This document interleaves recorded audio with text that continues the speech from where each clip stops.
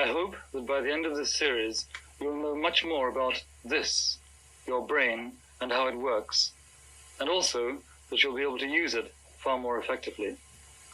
During the series, I'm going to be talking about expanded use of your memory at its almost infinite capacity, about how to use your vision far more effectively, both in general terms and for more functional uses like reading.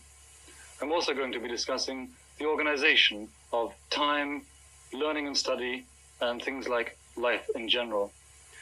Recent discoveries in the fields of psychology, biology, and education have shown that the brain is an infinitely more complex and organized organism than we had ever realized before.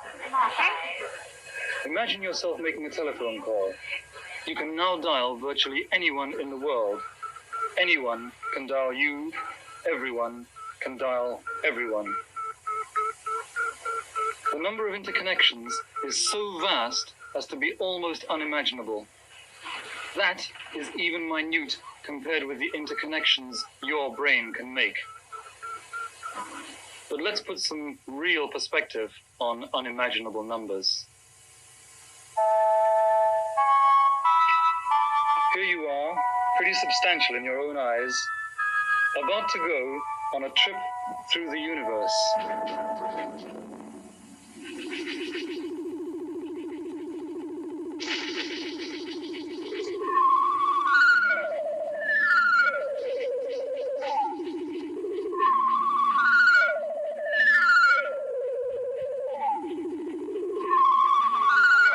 Let's relate the distance we're traveling and the number of atoms, the smallest building units in our universe, to the number of cells and possible interconnections of your brain.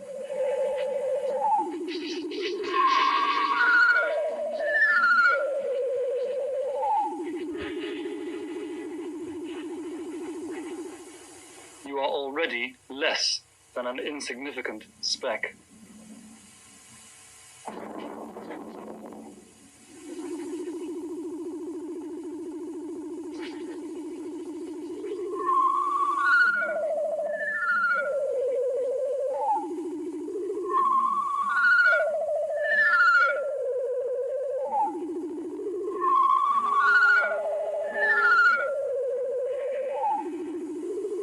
Is disappearing fast, and we're on our way to the planets.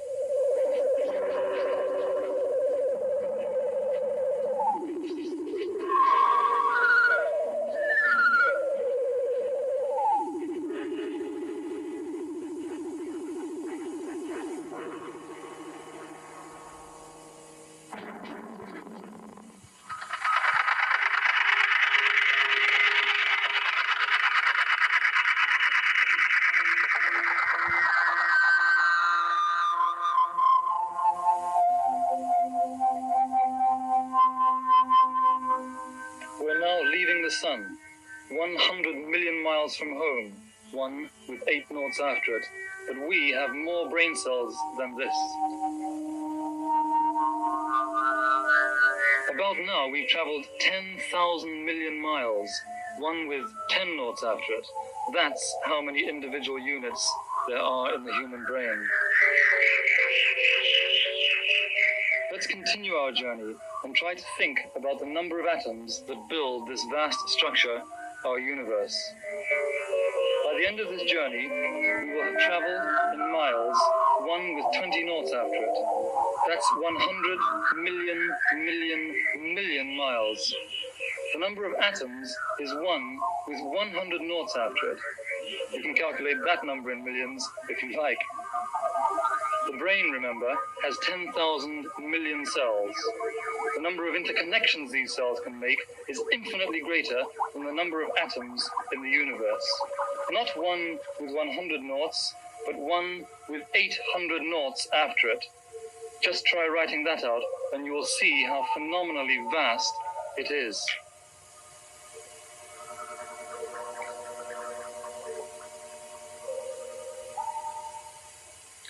So you see, we all have inside our heads an organism with the most enormous potential.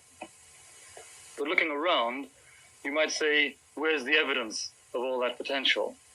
In answer to that question, I ask a question myself, and that is, have we ever really investigated it? Have we even devised the most simple operating manual? Think of your formal education.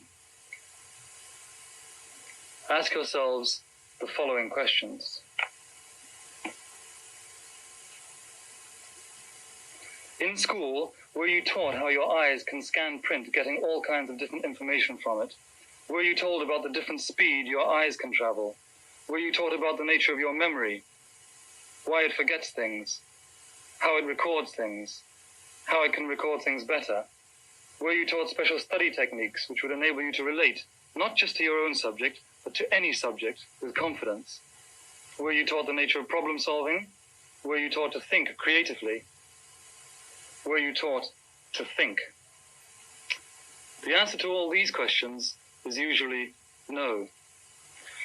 So it's not surprising that we have difficulty in concentration, that we have difficulty in motivating ourselves to learn, that we have difficulty in studying, that we have difficulty with selection and rejection, that we have difficulty with simple getting down to things, that we find it almost impossible to organize, that, in other words, we find it difficult to use our heads.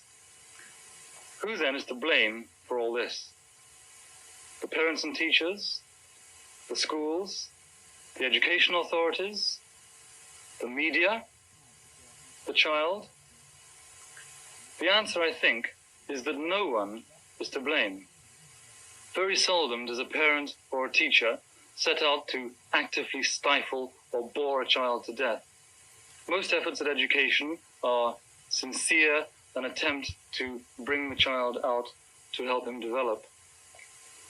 The problem lies in the fact that we have really very little information up to now as to how to relate to our own minds. Very little information. Speculation, yes. Take the Greeks. They were in the dark as far as the mind was concerned. They thought that it was either some form of strange spirit, or that it had functioned as a result of different pressures in the body from liquid or air currents. In fact, they didn't know where it was situated. Aristotle, who was the first of the scientific experimenters, said that most of the functions we now attribute to the brain were located in the heart. After the Greeks, nothing much happened until the 16th century, when philosophers racked their brains trying to find out where they were. About 200 years ago, the brain was finally centered in the head and realized to be responsible for thinking, memory, and learning.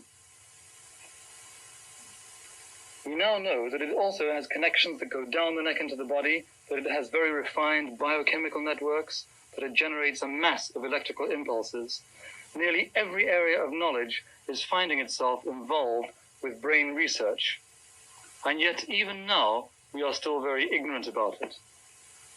The more we investigate it, the more we find out that we don't know. The more we try to pin it down, the more it evades our grasp. The more we actually learn about it, the more we realize what an extraordinary complex organism it is.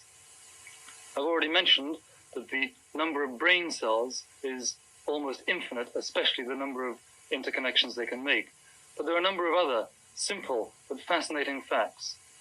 Your brain, this, weighs only about 3 pounds, approximately 2% of your whole body weight, and yet it uses 20% of all the energy that your body takes in, especially oxygen. Also, some rather amusing facts. You see with your eyes at the front of your body. The seeing center of your brain, the occipital lobe, is located at the back. There are other interesting things about this as well.